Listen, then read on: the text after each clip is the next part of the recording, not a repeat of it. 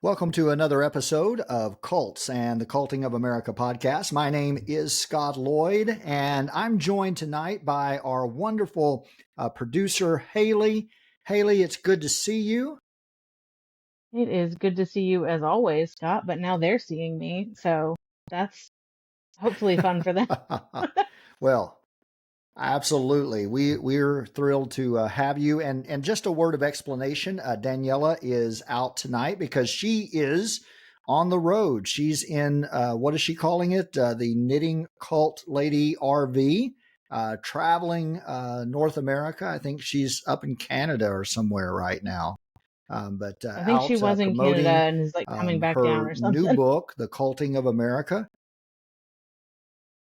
Okay, so Yeah, she's, yeah, we should play that game like where in the world is Carmen Sandiego? Do where in the world is Knitting Cult Lady? yeah. But I Um, appreciate that you're here tonight, and I appreciate that Daniella has given me this opportunity to talk about my book mhm, because we're only a few weeks away from it being available. In fact, right now, if you go to Amazon, you can find it. The Kindle version, the digital version is available for pre order, and the print version will be available shortly as well. And then August 26th, it goes live. It's out there in the world. And I was telling you before we hit the record button tonight that I'm excited, obviously, but I'm also a mhm. little anxious, right? Because I've been working on this for the past 3 years, and all of you that tune in and listen to me and Daniella week in and week out, we've talked a bit about it. But I'm anxious because once it's out there, right? You Mhm. pointed this out. It's no longer in my control. Yeah, It's out there. But I'm really excited and thrilled for the book to get out there. yeah. And I'll share with our audience the same thing I shared with you. If y'all listen to Daniella's other podcast that I produce, Hey White Women, every time Daniella mentions that she had a middling book launch for Uncultured, Rebecca looks at her like she grew an extra head and goes, "But you wrote a book." So I want you to hold on to that, and that's important for all creatives who put something out there. Like you put it out there. There are so many Absolutely. people, myself included, that have things that they want out there that haven't invested that courage yet. So we are so proud of you. And we Well, have I questions. appreciate that, Haley. Absolutely. Let's get to the questions. The first question is one you're probably not ready for, but I'm going to make you answer anyway. What are Okay. you most afraid of in the book coming out? What's your biggest fear? Um, you do your best when you're writing to be clear and to communicate effectively, but you're also, at least I was thinking in terms of I want this to be something that is beautiful to read. And so, as a creative, and I am a creative, but typically I don't use that language about myself Hmm. because in my public persona, I'm a scholar. I've been Hmm. a university professor, a debate coach. I've been at one point in my life, I was a pastor. And so, people don't typically, they wouldn't look at me and look at the things that I've done as being creative. But if you follow me, on social Hmm. media and things of that nature, you know that I do create a lot of content, and those that know me well, they know that I have that creative streak in me, and so I wanted to do more than just communicate words. I wanted to communicate something that was beautiful, something that was of lasting value, and something that had depth. Right, so Hmm. you can read the words and you can get the meaning of the words, but then also there's layers, and I hope that people will sit with the words that I've written and sort of think about their own lives. And so that's what a good memoir does. And this is sort of a hybrid. It is a hybrid between a memoir. It contains a lot of my own personal memories and the things that I've experienced growing up in a cult in the United Pentecostal Church. But it also has some philosophical underpinnings, and there are some places in the book where I try to be put on my scholarly hat and sort of examine more closely the reasons why I think people were motivated to do or to say or to act in certain ways. And certainly I do that with my own life and with Mm-hmm. my own experiences. So the thing that I'm most afraid of is that maybe people will misunderstand, or they won't Mm-hmm. take the time to see the layers and to see the depth and to dive deep into it. Um, I think those that still belong to the United Pentecostal Church and who will be offended by me calling it a cult, I think they're probably imagining that the book is going to be a lot more condemning of Mm-hmm. that particular organization than what it is. You know, Mm-hmm. people sort of conjure up in their minds these images of what I could write and what I could Mm-hmm. say, Mm-hmm. especially those that have been a part of my story. And I think this is a common experience. I think even Daniella has pointed this out, that in most instances, when people who still belong to the cult or the group that you're writing about, when they read it, they're almost relieved, right? Because they Mm-hmm. know they know what you could have said and what you could have written in many instances, but didn't. And so I hope that people will sit with it. And even those that belong to the United Pentecostal Church, I really hope that they will read it and they will consider some of my arguments. I certainly don't expect them to agree with it, but I Mm-hmm. want them to consider my arguments and not just dismiss it. In fact, I spend an entire chapter at towards the end of the book attempting to explain why this shouldn't be dismissed and why my perspective and other people's perspectives that are like me shouldn't be dismissed as bitterness or disgruntled, but Mm-hmm. rather they should take a few moments and consider the arguments that I'm making in the book. Mm-hmm. Yeah, and I think that because I'm gonna bring in some common Daniela anecdotes since we don't have her here. Um, Sure, but I absolutely. think that's a common thing when people tell their cult stories. And I haven't really talked much about mine other than when I was on here.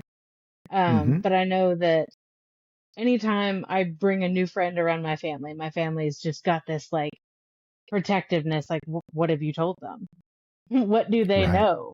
And it's this Yeah. projection, like, and you said it so well. It's like Hmm. they're afraid of what you could have said, and oftentimes we don't, because that hurts us just as much as it would hurt anybody else.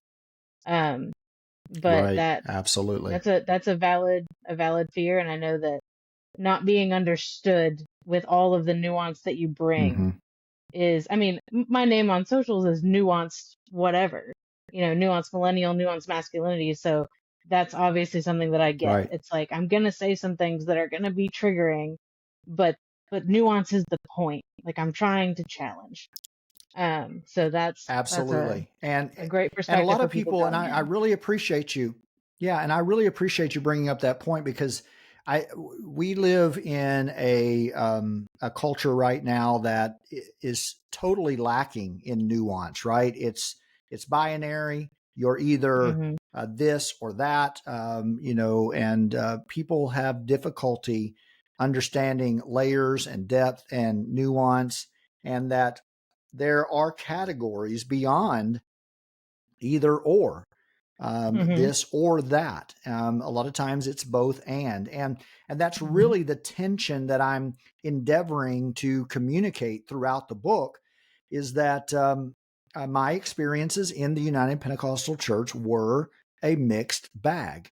There Mhm. were good things that happened to me as I reflect on my childhood, as I reflect on my life as someone growing up in the 70s and 80s in the rural South, Northeast Arkansas in the United States, I had a lot of wonderful memories, a lot of good experiences, but I also had a lot of harmful Mm-hmm. experiences. And that's true. That's the human condition.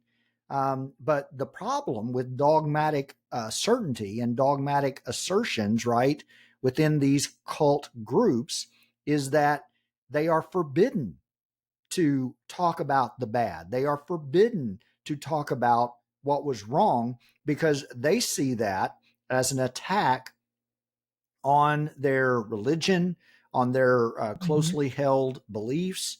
Um, but for me, um, if I retain, if I make a claim that I'm retaining my faith, then my faith Mm-hmm. has to be open to scrutiny. It has to be both the good and the bad, Mm-hmm. and it's that tension that I'm endeavoring to communicate throughout the book. All right. So my next question is, what God were you given?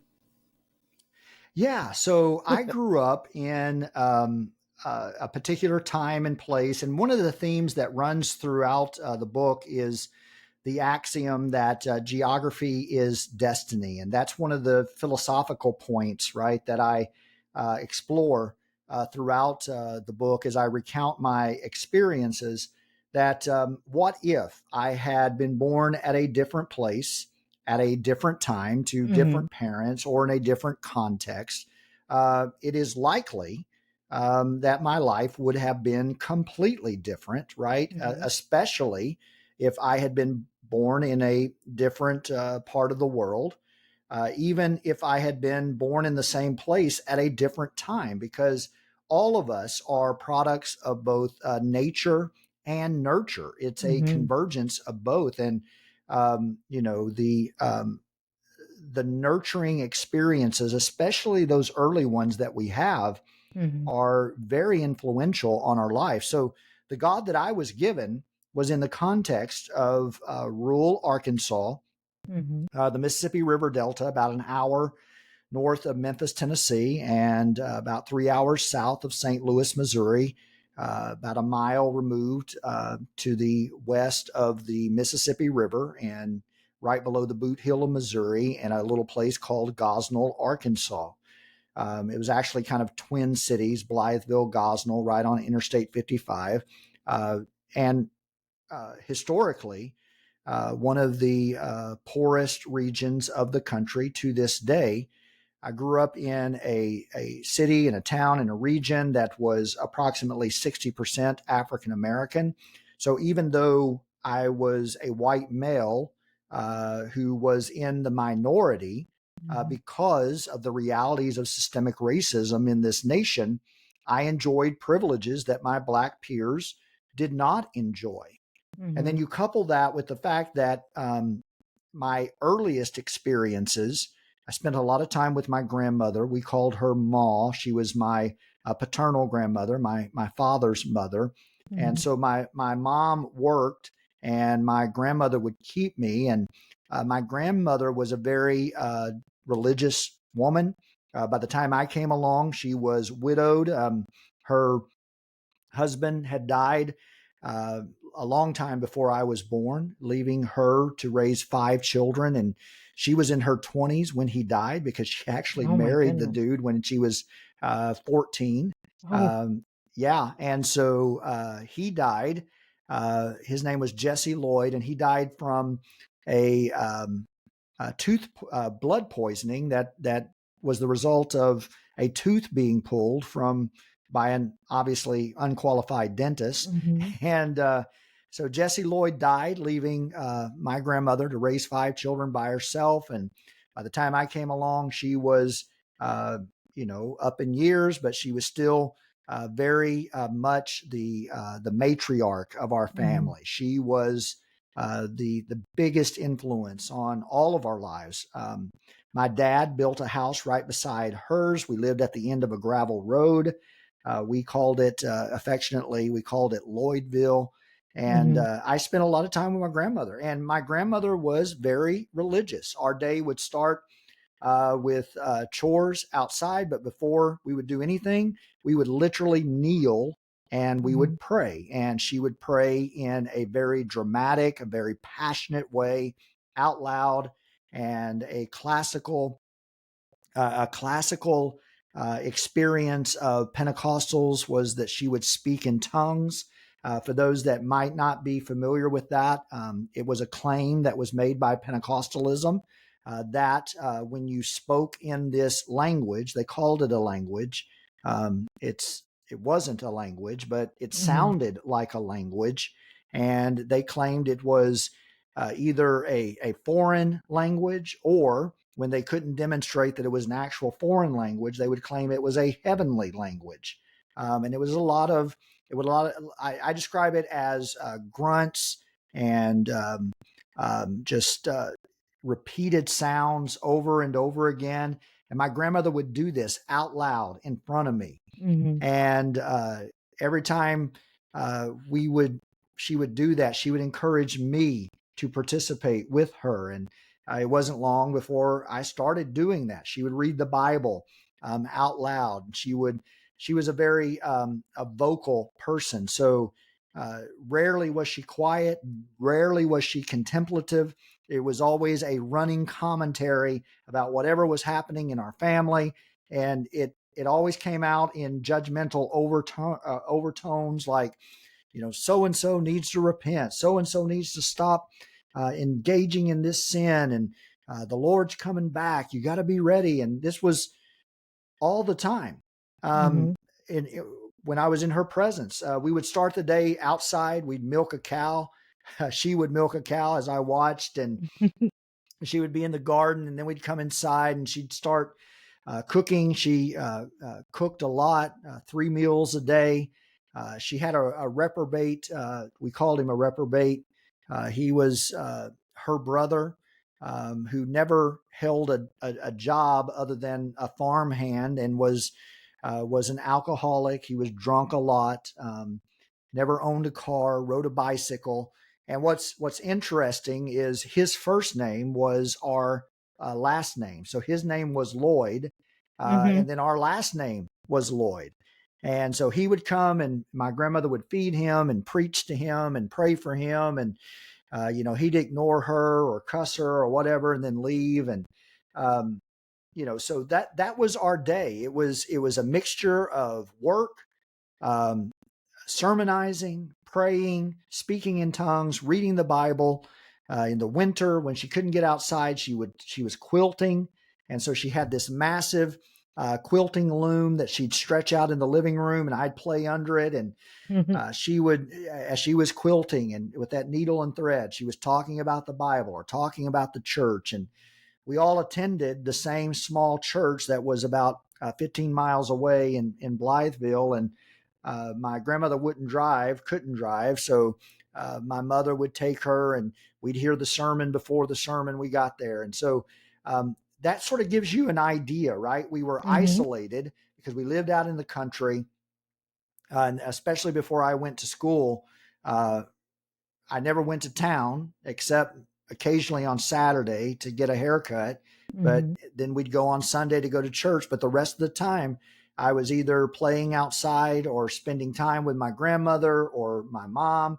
My dad was an emotionally unavailable, hard worker, very silent, very quiet.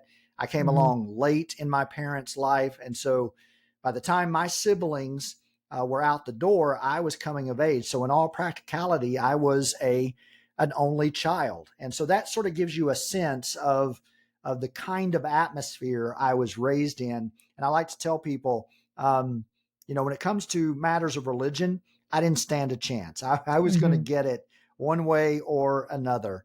And there were only two dispositions in our family in matters of religion. You were either in or you were out, and there was Mm-hmm. nothing in between. Yeah. And so I received that religion by proxy, and I was enthusiastically embracing it by the time I was old enough to start recording my memories. Mm-hmm. Wow. And I definitely hear in your explanation of that Mm-hmm. there's a certain charmed nature that you see your childhood through. Mm-hmm. Um, And I know that that is part of that dichotomy.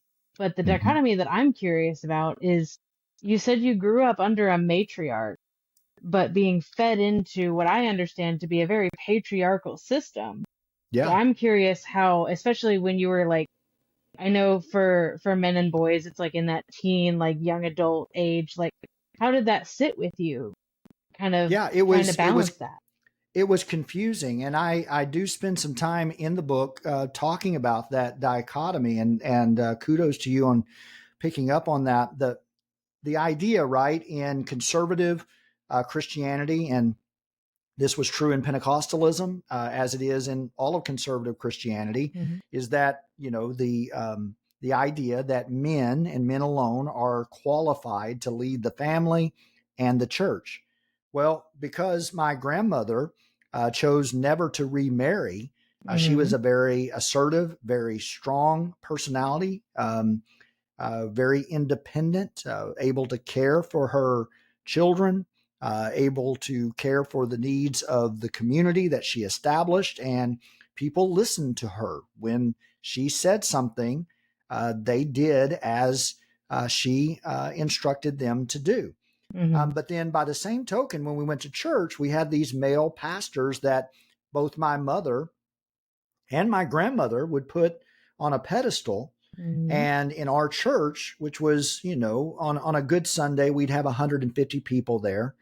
And, the male pastor was the final arbiter Hmm. of truth, not only in the matters of faith, but in all aspects of our life. Like if there was a major life decision, we were taught you got to ask your pastor, you got to run it by the pastor. Hmm. And, the pastor would make these decisions. But my grandmother, she was the one, that absent the pastor, that we Hmm. talked to first. And she'd give us her opinion, whether we wanted it or not. And if we Hmm. didn't follow her advice, there would be hell to pay. There was a price to Hmm. pay. It was you were going to get a talking to. When you were younger, you would actually get corporal punishment. I Hmm. was, um, I was spanked. It wasn't with a hand. It wasn't with a belt. We would Hmm. actually go outside and cut a stick, a switch, we called it, off of the tree, Yeah. right? And I'd take it back to Ma, and then she'd proceed to hit me with it and correct me. And, that's just the way that it was. So I was confused because beyond that, right, you're also taught that women are a source of temptation. They're a source Hmm. of sexual temptation to be Hmm. avoided at all costs. But then on the other hand, I had these very strong women, uh, especially in my grandmother, Hmm. that always had an opinion, always had something to say. And as far as I could tell, at least, especially at that time, she was asexual. If she had any interest in Hmm. sex, I certainly didn't know about it, and was never talked about. And Yeah. she never remarried. So I don't know what was going on there. But we were taught that, women were, there were two categories for women in our uh, expressions, and you were either a whore, excuse me, or an angel, and there was no Hmm. nuance in between. And a lot of times that depended upon your proximity and closeness to power within the church. And Hmm. so my grandmother at church, I told you that she would speak in tongues Hmm. often. Well, in our church, in our belief system, there was this idea of having the gift of tongues and interpretation. And it's Hmm. based on some passages in the Bible. I won't bore you with it now, but the way this worked practically was at any moment in the church, when church is just rolling along, Hmm. Ma could out loud start speaking in tongues. And when she did, everything that was going on, whether the pastor was preaching, whether the choir was singing, the moment that she started doing that, everything would come to a screeching halt, because we were taught to believe that God was speaking through her and speaking to the church. And so she'd Hmm. give this long message in tongues, and then there'd be a pause, and then she'd give this message as if Jesus was speaking directly to us through her voice. Mm-hmm. And so you got to imagine, for a woman at that Mm-hmm. time who had very little power, very little influence in the rest of society, Mm-hmm. that had to be incredibly attractive Mm-hmm. and empowering, that you asserted more control and influence over the congregation than the male pastor did at the time. And so as I was coming of age, right, and as I started going through my sexual maturation and things, Mm-hmm. puberty and all of that and everything that everyone experiences, it became very confusing, because was I supposed to listen to these strong women? Or was I supposed to ignore all women because I was a man, I was a male, I was called to preach, and so who was I supposed to listen to, and how was I supposed to listen to them? And so, yeah, at times it was very confusing, and that dichotomy persisted. But in a Mm-hmm. lot of ways, my grandmother served a purpose within our church, within our religion, in the same way that in Catholicism, you have pictures of the Virgin Mary, the Mm-hmm. Madonna with Child. They call it iconography, Mm-hmm. where art and sculpture is used to communicate ideas about the religion, and the ideas that some people can't read the Bible. So how do you Mm-hmm. communicate to them the truth of your religion? You do it through images. Mm-hmm. Well, my grandmother, in the way that she dressed, in the way that she conducted herself, and you remember, we were part of a cult that said women could not wear makeup of any kind. They could not cut their hair, not even a little bit, and they had to exclusively wear dresses. And so Mm-hmm. remember, I'm seeing my grandmother in a skirt, in a dress, on her knees, in a garden, Mm-hmm. pulling weeds. And it Mm-hmm. must have been very uncomfortable, but she made it work, right? So she Mm-hmm. abided by all of these patriarchal designs and um, uh, prohibitions on how she could dress and behave. But at the same time, she was very assertive. She was a leader. People listened to her, and she had a great deal of influence, not only in our family, but also in our little church. Mm-hmm.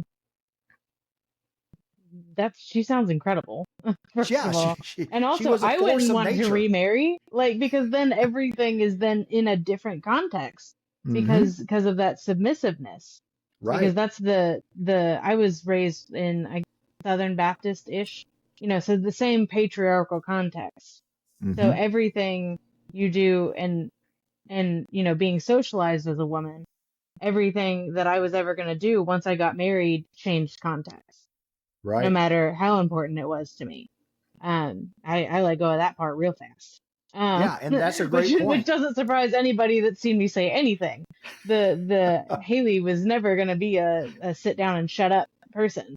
Um, it would have saved me Yeah. a And lot of so, pain in I my don't know childhood. what her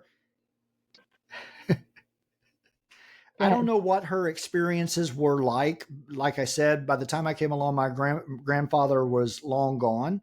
Yeah. But I do know that my dad and his brothers and all of the men, all of the son-in-laws, we Mhm. deferred to my mom. When she said something, we did it. Mhm. My dad, he didn't really listen to anybody, but he listened to her, Hmm. and whatever she said, he did it. And that something you said earlier brings me to a question about masculinity, because I'm always going to tie it into masculinity. Mm-hmm. Um, there's a lot of focus when religious deconstruction is being talked about, the sexist nature of things, and women being or people socialized as women to believe that they are to be chosen, not to choose. And I've been thinking about what that does on the other side of it to men.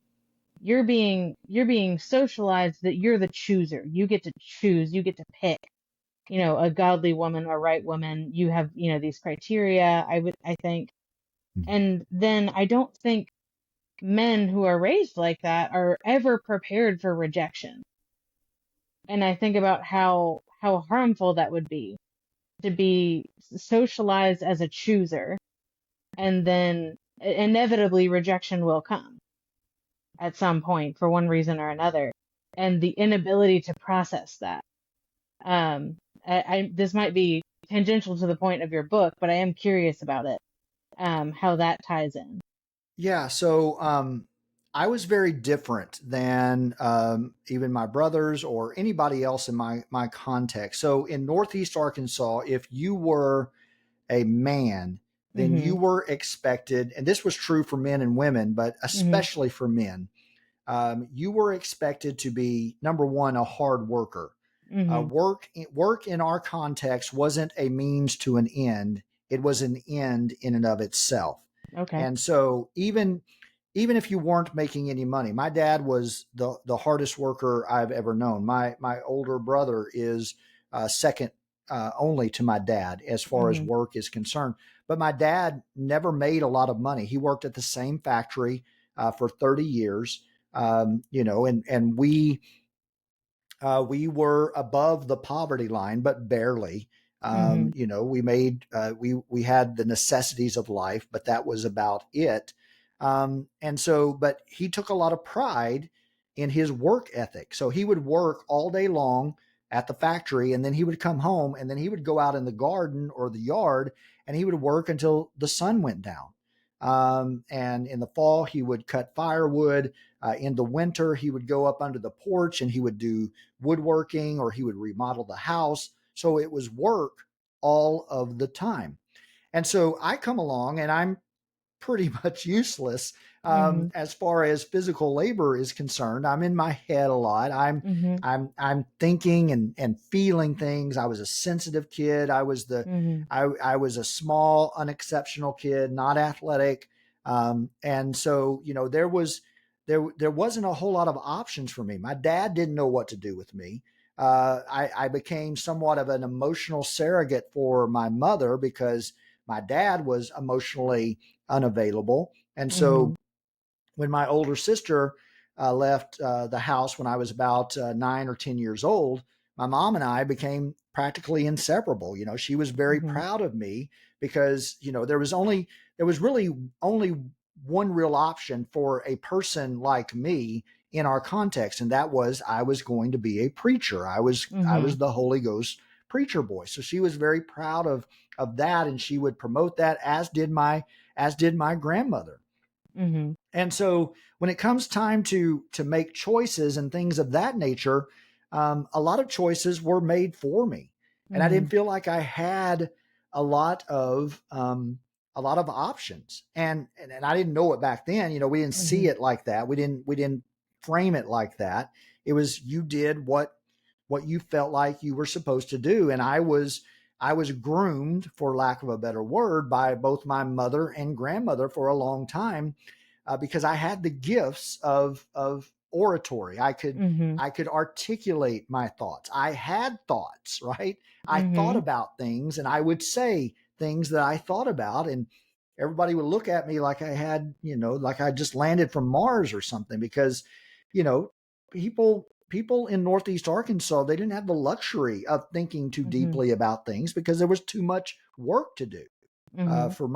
For my dad growing up in depression, and my grandmother trying to keep those children alive absent a husband, in the Great Depression, all they did was work to Mm-hmm. survive. And so there wasn't the luxury of thought. There wasn't the luxury of reading. There wasn't the luxury. My dad didn't even have an education. He could write his name, and that was it. He couldn't read. He couldn't write. And so they didn't think about things. And so I come along and I start expressing thoughts, and Mm-hmm. everybody's looking at me like I'm weird. And everybody quickly says, okay, in the context of our religion, then you're supposed to be this. You're called to be a preacher. So Mm-hmm. even though I was a male, um, and, and, and experienced that, what we're all conditioned to believe a male should be, I was Mm-hmm. always divergent. I never Mm-hmm. fit in. I always sensed that. I always knew that. Others picked up on that as well. And so there was only one real category for me to find acceptance in that context, and that was to be a preacher. Mm-hmm. And then it made my marriage complicated by the time I got married, because I had all of these insecurities about the Mhm. expectations of what I was supposed to be. And I ended Mhm. up in a lot of respects, emotionally and psychologically and sometimes verbally, abusing my spouse, abusing my children, because it was my insecurities that was Mhm. speaking. It was, I don't know what the hell I'm doing. I don't know how to do Yeah. this.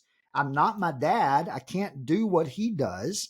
And he was quiet. If he felt anything or thought anything, it was a mystery. No one ever knew. He just did what he did based upon his own volition, or he did what his mother asked him to do. With one exception, he didn't go to our church, but everything else he was very compliant. And so I struggled a lot Yeah. in my youth, because I didn't know how to act. I didn't know what to do, and there were no male role models in our context. Yeah. That's you pinpointed so beautifully, and also thank you for sharing that with us. Um, that because that I know that that's a hard thing to go back to. Mm-hmm. Um, but that's why masculinity is so important to me, and I won't fall into man hating feminism, because while men are causing most of the harm, they have been harmed so much. Because hurt people, but people who Yeah. haven't been hurt don't do that. Right. So it's never an obligation of someone being victimized to be that for a person. I've made that mistake more than once, because I want to see the nuance, I want to offer compassion, but that's not the place it can come from. But I think as we evolve as a society and we give all people more versions of themselves that they can be, you end up with so much less of that. And women too. This women and non-binary people who were socialized to be a thing, and then they're insecure because they're never going to be that thing. I think, Mm-hmm. there's a quote about like judging a fish by its ability to climb a tree that always resonated with me. Yeah. And, there are so many different things. That's why I love nature so much, because Yeah. there's so much diversity in nature, and it Absolutely. works because there are so many different roles. Mm-hmm. And that's, what I think you and me and Daniela and Rebecca, all of us and a lot of creatives are pushing towards. We're trying to show people that there are so many ways to exist. And Absolutely. as long as you are not causing harm, there aren't wrong Right. ones. Right. And that's Literally, as beautiful. long as you're not hurting anybody, do whatever you want. Do what feels Mm-hmm. good. Mm-hmm. And that's the only thing. That's, I am not religious at all. And my thing is, are you hurting anyone? Yeah.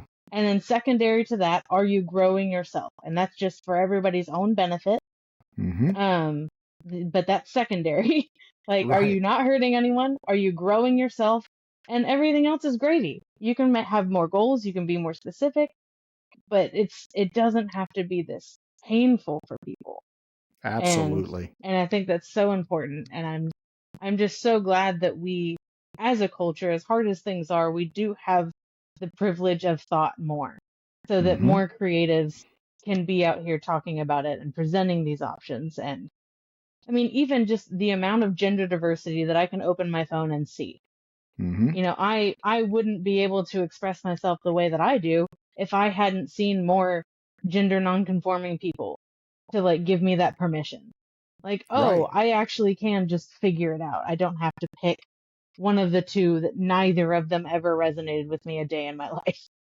Absolutely. So, and Absolutely. you're And doing that in a spiritual context. You're showing people the nuance of it. It's like you can just look at it. That's what deconstruction is. You're taking it apart, you're laying out the pieces, and you're like, what's helpful here?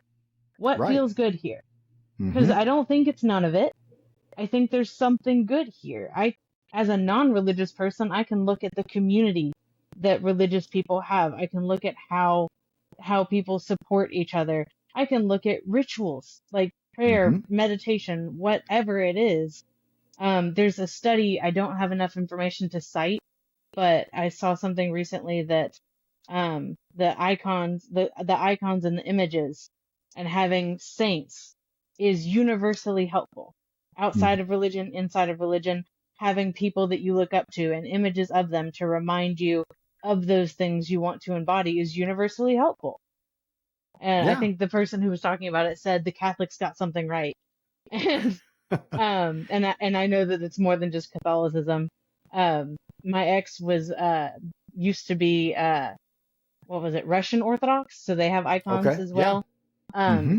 those were up in my home longer than I wanted them to be before deconstruction really took place. But we were talking the other day about how I want to have like a Mr. Rogers and and some other just like pop culture, Yeah. even like it can be an animated person. It doesn't matter. Something that embodies like I like that. I want to keep that. And that's one thing that thankfully, because of my dad's refusal to attend our small United Pentecostal Church, the UPC had a prohibition against television. So if you belonged to the church, you weren't supposed to have a TV in your home. My dad didn't go, so he always had a TV. So I had a window to the world, and I was able to see those examples. I watched Mr. Rogers. I saw Mhm. other men on depicted on TV, both good and bad examples, but at Mhm. least, right, I was seeing something different than what was presented to me in my local context. And that gave me options. And again, because I was having, I expressed thoughts about what I watched on television, and Mhm. everybody looked at me like, "You're not supposed to think about it. You're supposed to just Mhm. watch it." But Mhm. that was a gift to me, and I'll for all of my dad's weaknesses and failures as a father, he did two things really, really well. He worked hard and provided for the necessities and needs of our life. We were never hungry. We always had plenty to eat. I always had something to wear. I always had a comfortable bed to sleep in. Mhm. And thankfully, he had a TV and we Mhm. watched it. Yeah. So I think that you may have just answered it, Mm-hmm. but I was going to ask you why and how do you think storytelling is so important in this deconstruction, in healing from spirituality or other coercive systems? People listen to stories. They don't, and stories resonate with us on a primal, visceral level. Mhm. People don't listen to presentations. They don't listen to sermons, certainly. Mhm. Um, for sermons may elicit a momentary reaction or change.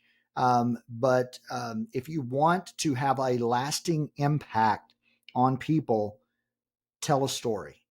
It's attributed to Plato that he said, "Whoever tells stories rules the world." Mhm. I'm not sure if he said that or not, but it sounds good, right? It Yeah. makes sense because all of us will listen to a story and you can see this, right? If you go and listen to a public speaker, if they're sharing information, everybody's kind of just sitting there. But the moment they say something like, that reminds me of something that happened the other day, and they start telling the Mhm. story, immediately the audience's disposition changes. Everybody leans in. Mhm. And so what you can do with stories is that you can produce empathy in those that are Mhm. listening to the stories. And that's why reading fiction is so important. Listening to stories. That's why movies are so influential. Mhm. That's why television right now is so influential in our society and has been for a long time. Even the most influential social media influencers are the ones who can tell a good story because Mhm. there's something about us. Um, I'm sure it has something to do with evolutionary biology, whatever, but it resonates with us in a way that nothing else does. Absolutely. And that reminds me of a time. um, when I was 22 or something, and I was Hmm. going through my first like long-term breakup. I had my first love, thought I was gonna marry him, that whole thing, and I was just trying to figure out who I was after that. And I remember looking up, like going onto Google, and I'm like, I need a movie about a woman who starts over and finds her identity. Like I just needed to see it. There you and go. and I found some like indie movies, and I don't remember what any of them were called, but that's all I did in my free time Hmm. was I just needed to watch a portrayal of somebody doing what I wanted to be doing. And I think that's an autism thing too. Like I just knew that I would absorb it and Mm-hmm. kind of embody it whether I was trying to or not. And I've done that in every major phase of my life. I'm like, give me a movie or a show. Um, and I know Made was a really big one. I don't Mm-hmm. know if you're familiar, but I'm it's a not. No. very beautifully done and nuanced perspective on leaving an abusive situation. Mm-hmm. And it's not linear, and there's like going back, and it is one of the most beautiful pieces of television I've ever seen in using storytelling that I know that show saved people's lives. Right. And I think so many stories have that power that people aren't, especially people who are like anti-arts, or, Mm-hmm. and I'm sure you grew up with a lot of that, the Oh whole yeah, work, absolutely. you Yeah, live to work, but like yeah, how many lives have been saved because somebody right. thought that they were hopeless and they were the only one, and then they watched, even in fiction, watch Mm-hmm. somebody get through it, and they're like, okay, there is a version. It could happen. Absolutely. Yep. It's beautiful. Absolutely. Yes. Next question.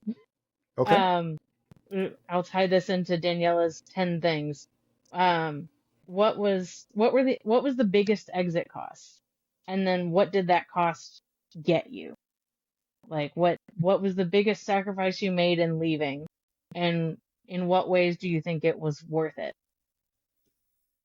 My identity was tied up in being a preacher, being a Pentecostal preacher.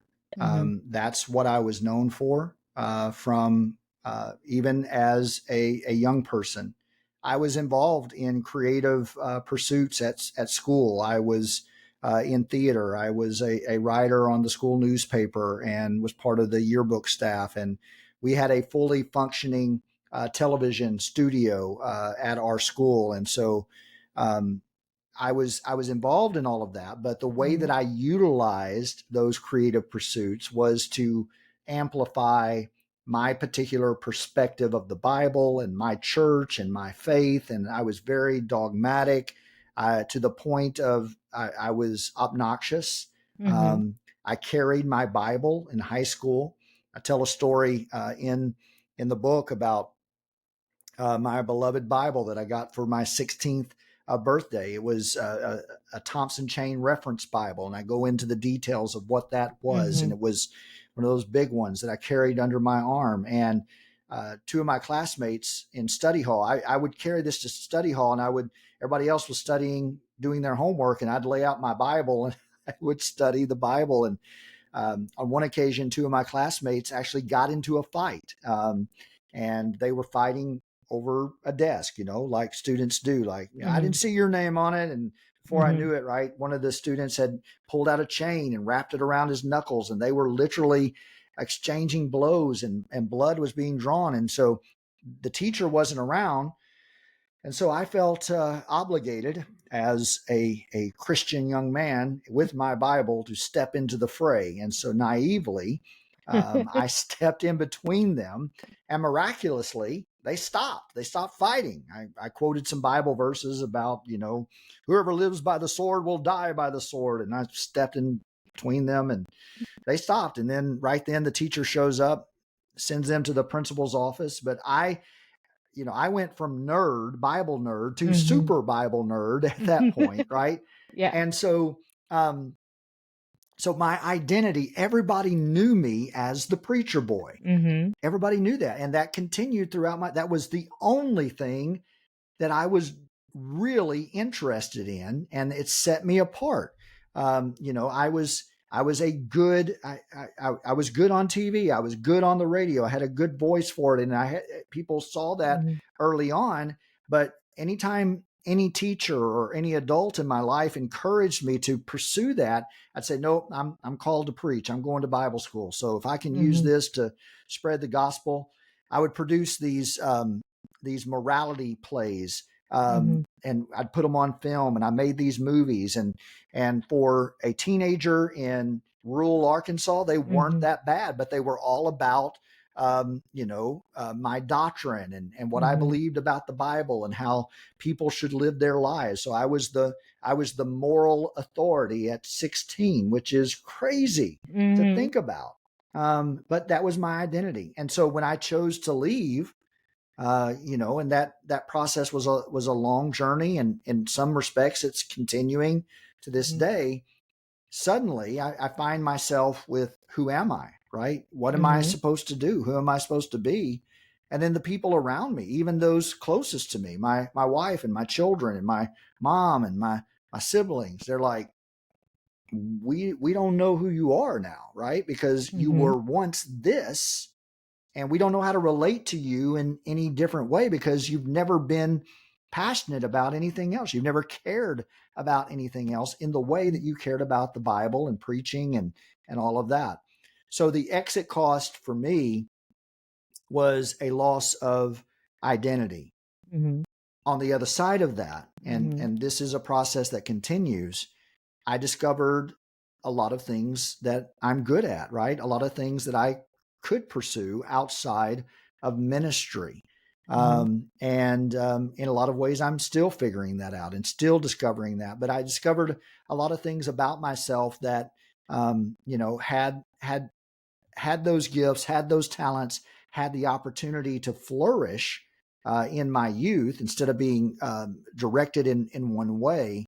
Um, I don't know where I would be today. And I can't change the past, but I can do something about my present, and I can do something about my future. The way that I write about it in the book is that my experiences in the United Pentecostal Church severely truncated my world. It made it smaller. So when I was a little kid, I was always up in my head. I would imagine exploring the world. I would imagine being a starship captain or a Mm-hmm. superhero, Mm-hmm. exploring the world, exploring the universe, saving the universe.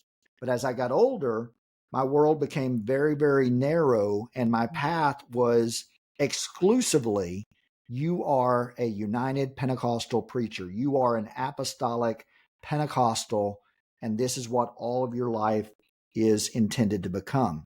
And Mm-hmm. that experience, I don't think, is unique to me.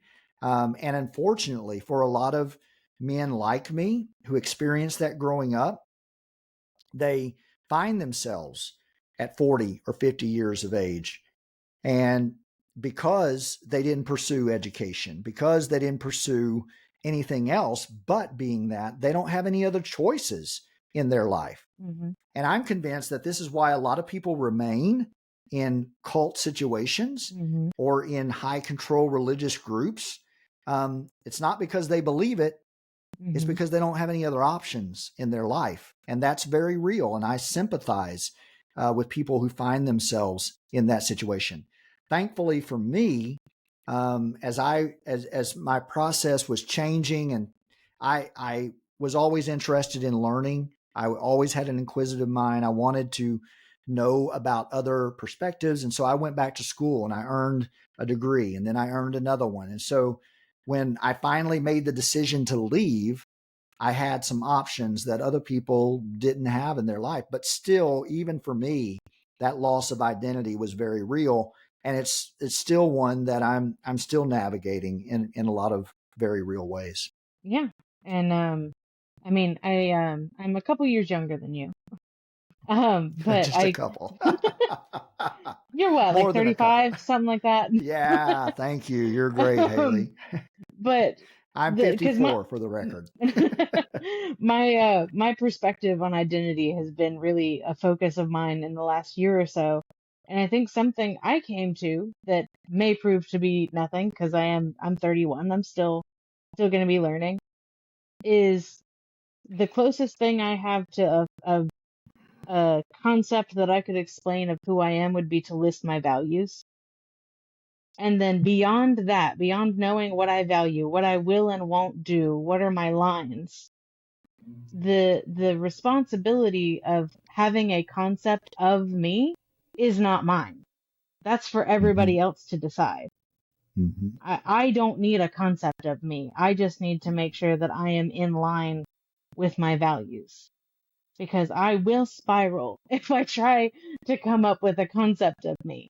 So the last couple of years, I've been trying to just not think about it, like very intentionally, like that's none of my business. I read in writing one time, what other people think about you is none of your business. Yeah. And it took probably 10 years for it to really click, but I knew it was important. And I'm like, I'm going to keep revisiting that. And I kept thinking about it.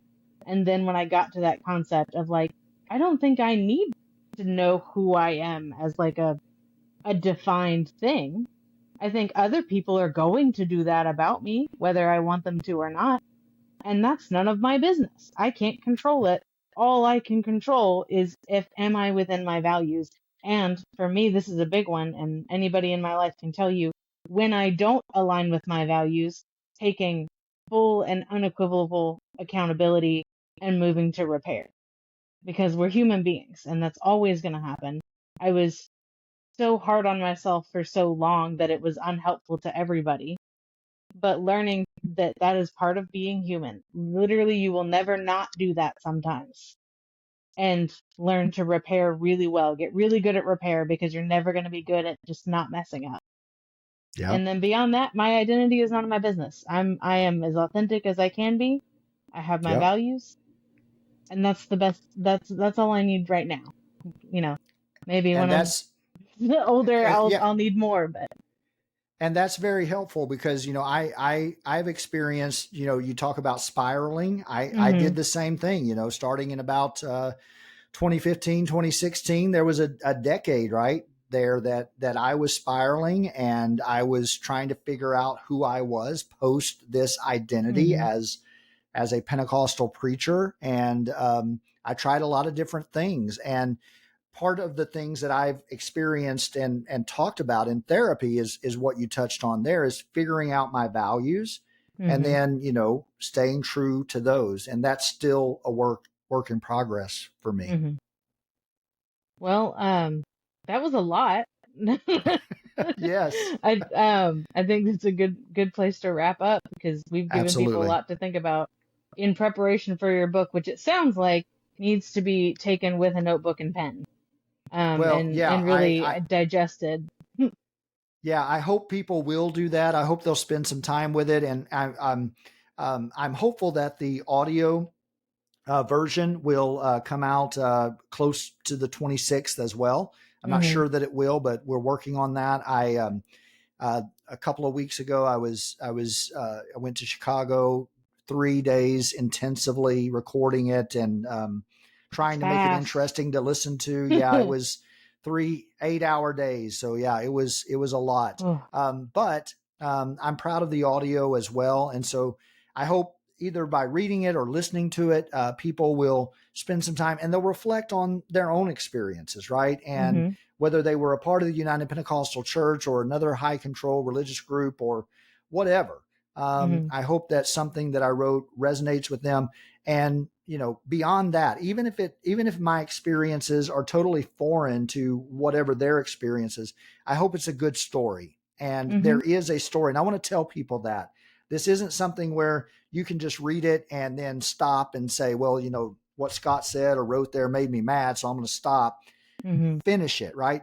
There's an Yeah. arc, and you'll see me from when I was a very young person to where I am today, and you'll see the evolution in my thoughts. There are things that I write early in the book where you'll be convinced, well, this guy is still as dogmatic as he ever was, but then you'll Hmm, get to the end, and hopefully it'll make more sense to you. So I hope it's a compelling story in and of hmm, itself that, people will find it enjoyable. And even if it doesn't resonate with their experience, but my guess is that it's going to resonate with a lot of people's experiences. And so, again, the book is The God I Was Given, Looking for Faith After Losing My Religion. It's published by Acquire Publishing. And right now, if you go to Amazon, you can find the digital version is available for pre-order. The print version, as I understand it, will be available as well for pre-order the day before it launches, which it's live and available everywhere on August the 26th.